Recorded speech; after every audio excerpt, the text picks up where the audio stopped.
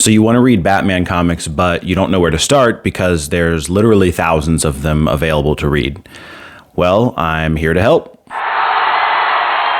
So the idea here is to provide sort of a short list of starting points to read Batman. I want to try to keep them inexpensive, so that it's really good for people that are just starting out and aren't sure if this is kind of the hobby that they want to get into.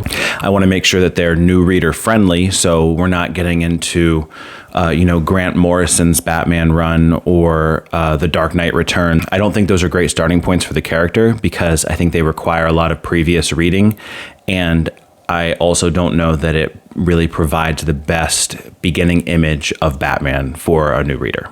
Also, because I want to keep it fairly inexpensive, even though it might be more cost effective in the long run to purchase an omnibus, I am not going to recommend any omnibuses because they are really expensive up front. So I'm going to try to keep it to regular trade paperbacks, hardcovers, that sort of thing.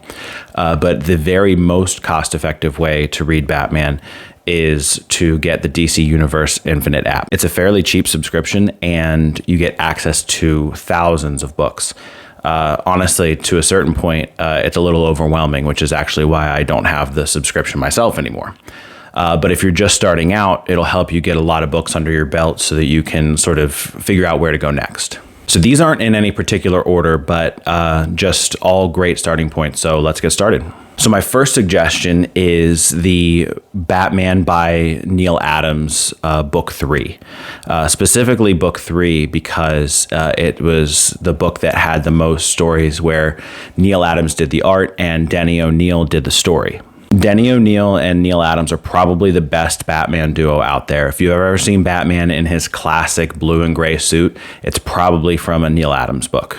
This is a really great place to start because you don't get the super dark and gritty current Batman, but you also aren't getting the really goofy Golden Age Batman. It's a really nice blend where he is, a little bit funny because, comics were still, humorous at that point and didn't take themselves too seriously. And but the stories are still interesting and good, and they were trying to get a little bit edgier. My next suggestion is Batman Year One. Obviously, Year One, the beginning of Batman's story. This is a classic book. This is Frank Miller. Truthfully, I think it's much better than The Dark Knight Returns, not just for beginners, but also for a book in and of itself. So this is definitely a good place to start if you're just reading Batman. My next suggestion is Batman Face to Face. This is a great detective story. It introduces a little bit more focus on the Bat family, but still sort of remains a Batman book by itself. It's just a great story start to finish, and I didn't feel that I needed any prior reading to enjoy it. My next suggestion is Batman Detective trade paperback by Paul Dini. So this is the beginning of Paul Dini's run. If you recognize that name, it's because he was one of the writers on Batman the Animated Series, which is what got me into Batman. And the way that Dini likes to write is he doesn't do a whole lot of really slow burn, long haul stories. He tries to keep them sort of segmented, and I rarely see him have stories that last more than 2, maybe 3 issues. But for the most part, a lot of his issues are self-contained into one issue, which really makes it new reader friendly because you can either skip around, you can skip through issues that you aren't enjoying. You can pick up individual issues with Paul Dini's name on it, and you're likely to enjoy the individual issue by itself, which I'm a huge proponent of being able to pick up an individual comic and enjoy it. My next suggestion is Batman The Long Halloween. I don't have a lot to say about this. Jeff Loeb and Tim Sale, absolutely legendary. This is the best Batman story ever told. You don't need to read anything prior to it. It's fantastic by itself. It is a great mystery story. It's a great story in general. It's the perfect Batman story. My next suggestion is Batman Volume 1, The Court of Owls, and Volume 2, The City of Owls, both by Scott Snyder at the beginning of his New 52 run. This is like a really electrifying story, and it doesn't require any previous reading because it was the beginning of the New 52 Batman. This is a good introduction to modern Batman. I think that Scott Snyder really captures the story well. It introduces you to a new villain, new at the time, the Court of Owls. So definitely a great point. I suggested both of these because I think that the full story is better encapsulated by both Volume 1 and 2, not just Volume 1. After I recorded this video, DC released a compact edition of the Court of Owls saga, as you see on the screen. It's a much smaller sized book, printed on like this fake newsprint, and it's only $10, and it captures the whole story. So this is also a really cost-effective way to read this book. My next suggestion is the Batman Adventures Volume 1 trade paperback. I have the Batman Adventures omnibus that recently came out, but Batman the Animated Series is, to me, the best iteration of Batman on a consistent basis. Obviously, I said, the Long Halloween is the best Batman story, but that's just one story. But time in and time out, the DC Animated Universe Batman is characterized better than any iteration of Batman, and you have the great Kevin Conroy voice as well.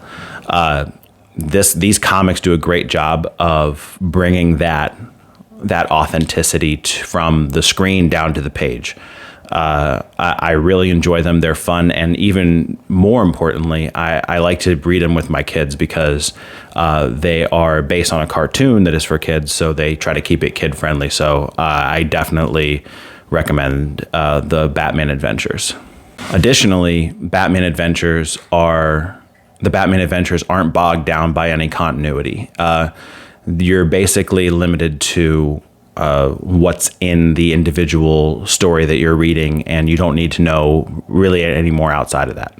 My next recommendation is Batman Volume 1, I Am Gotham, with trade paperback, which is the beginning of Tom King's run, or the beginning of the Rebirth, DC Rebirth run. This is a personal favorite of mine. This was my first Batman arc that I read.